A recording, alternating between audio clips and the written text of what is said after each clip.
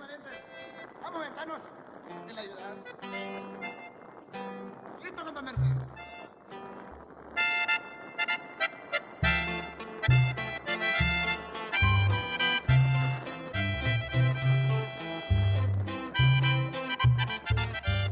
Јас, ако не се лажам, бев меѓу првите во Македонија што го на некој начин почна овој спорт.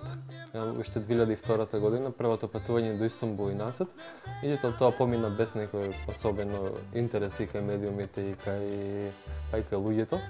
Така да, значи не сум професионален велосипедист, меѓутоа сега после повредата мене велосипедот ми има и поинакво значење. Не ми е само спорт, туку во исто време ми е и превозно средство. Многу слично на инвалидската количка што ја користев непосредно после несреќата. На некој начин ми станува и еден символ на движење, на постигнување на одредено растојание што веќе ми е невозможно да го направам пеш или со трчање.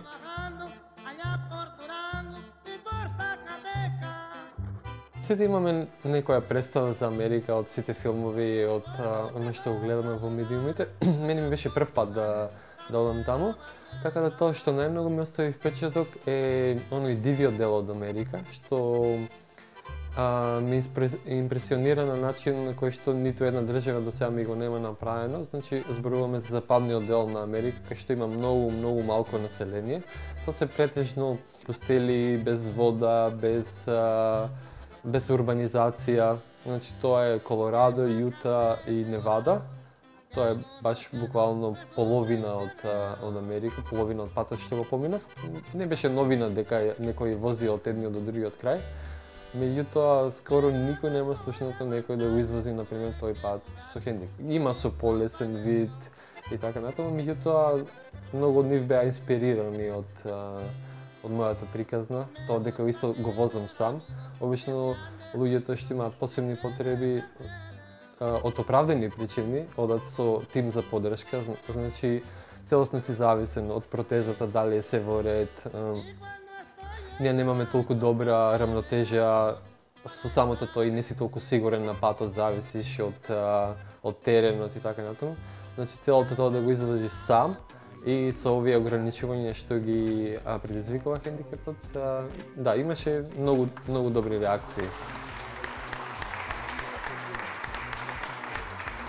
Dejan exemplifies the qualities that one hopes to find in a courageous leader. I'm sure at times he's felt some fear as he headed off on some of these challenges in the unknown, but he's been ready to take risks and to challenge himself and to go beyond his comfort zone, as we all should be able to do in all of our many endeavors, and literally to go the extra mile, I'd say several thousand extra miles, to show others that a disability need not stop you from achieving your goals. Мене ми е навистина чест, привилегија и задоволство за ова признание. За нешто знаат, значи Американската амбасада беше главниот покровител на последниот настан, односно на четвртото мое патување во низ Америка, од Њујорк до Сан Франциско во должина од 5300 километри. И како што споменавме порано, главната цел е мотивација и посебно на лицата со физички хендикеп, со физички недостатоци, меѓутоа и на сите оние да направат чекор понатаму кон еден поактивен живот, кон еден зашто не и поздрав живот, значи кон возење велосипед.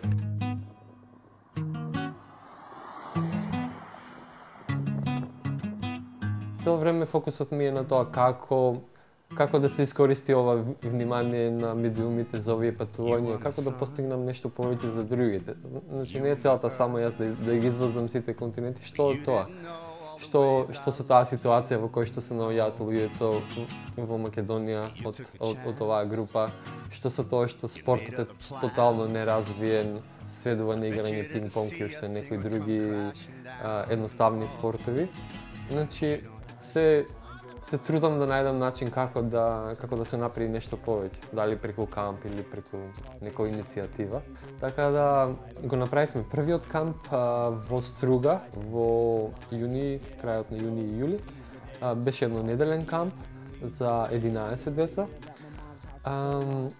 И затоа што беше пилот камп, односно првичен, сакавме во детали да проучиме каква е реалната ситуација, како да продолжи тој. Тенденцијата е да се случува секое лето, меѓутоа и да расте за да ги задоволи потребите и на другите деца, односно на сите оние на кои што има потреби.